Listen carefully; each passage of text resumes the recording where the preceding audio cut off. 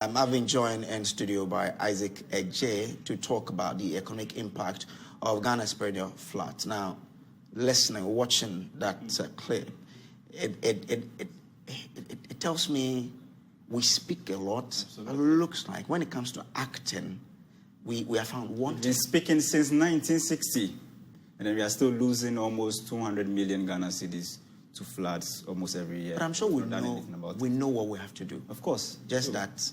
To do that, we don't have the will. Yesterday, remember, just look at the number of interventions government had to put in place, and still we are experiencing it. But let's go to this. Since 1960, over 4 million people have been affected by floods in Ghana, and then it looks as if, like almost every year we have floods, and it's about like 12% of the current 30.8 million population that we have in Ghana. And this data is from the United Nations Office of the Coordination of Humanitarian Affairs.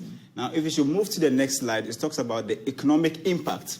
And the economic impact since 1960 exceeds $780 million US. And just like I said, at least one major flood disaster has occurred every year over the past 10 years, Kojo. Wow. And just like we were saying, and if you look at this slide, it says that a quarter of the country is below sea level, and 60% of its people in flood risk areas.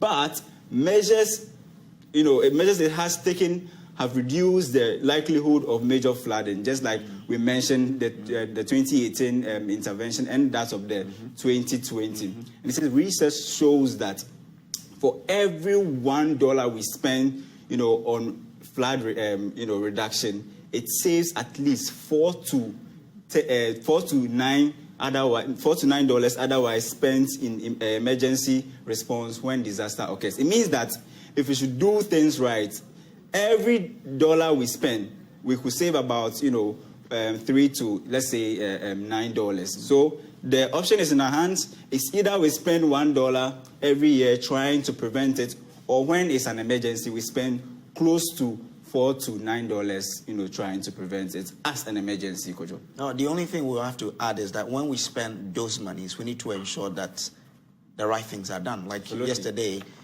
all the contract given in 2020, none of them. And we should be looking at long-term, solutions, not short-term. Just like the MC was saying. That what next? There will be a bigger discussion on this later on.